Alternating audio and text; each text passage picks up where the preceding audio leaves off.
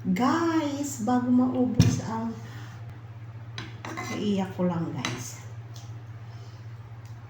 Kasi na-miss ko ang aking brother. O, tingnan niya yung ikan ko. Look at my very fresh fish. So, this is a fish mukbang.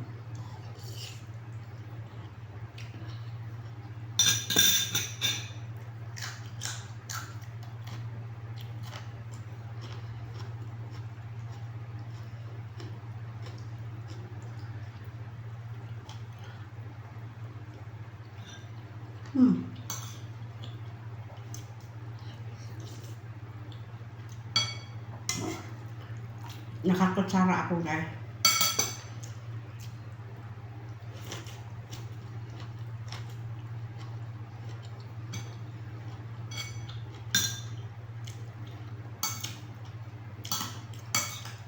Wala man yung kalansa-lansa.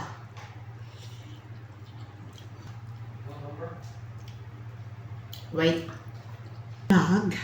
Close muna ako ng gate.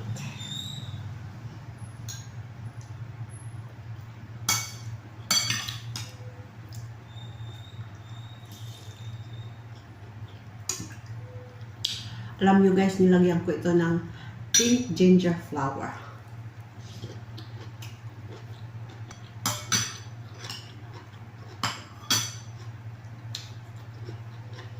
Parang malayo. Di bali na.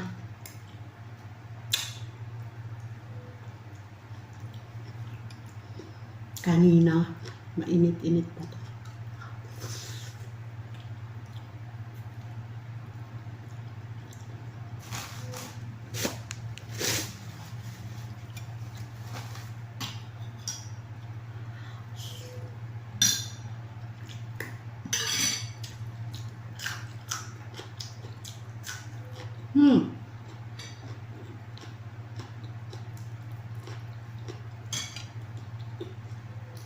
Anghang. Anghang pala.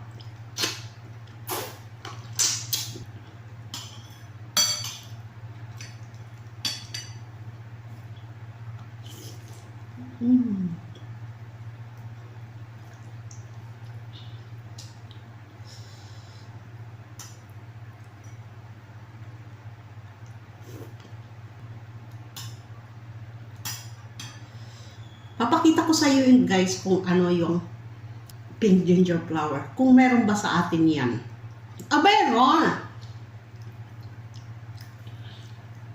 I don't know what is the name.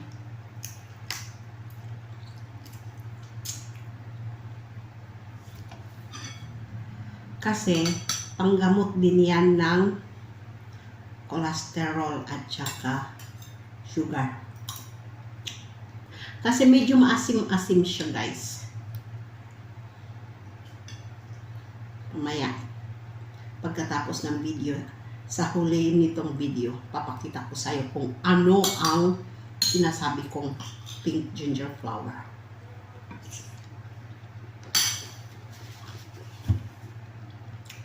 Marami yung tawag kasi.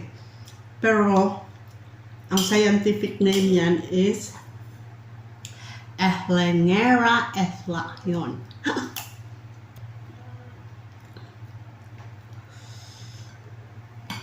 Ganito to siya guys, ang color. Pero papakita ko sa inyo ang real color ng ano, pagka-raw. Nung New Year, yun ang ginawa naming flower. Pinang-display namin.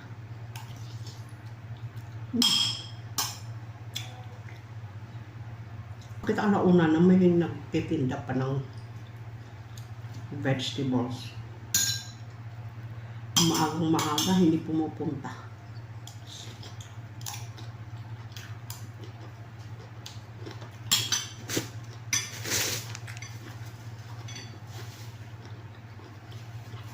Sarap. Na-miss ko to guys.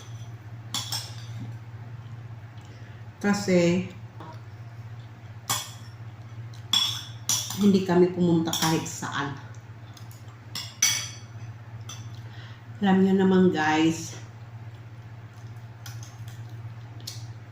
yung mga nangyari sa aming kabuhayan. Pero at least nakasurvive tayo. Kami, I mean.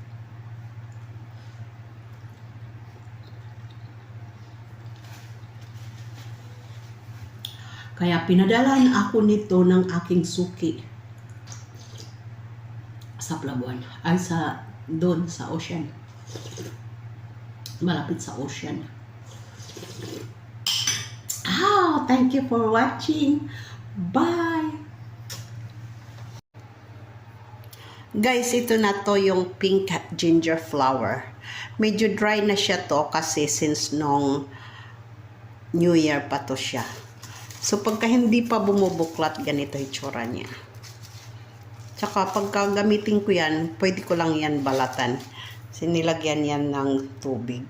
Parang flower base baga. Tapos yan. Ito, madali na ito. Madali na ito bumuklat. Yan.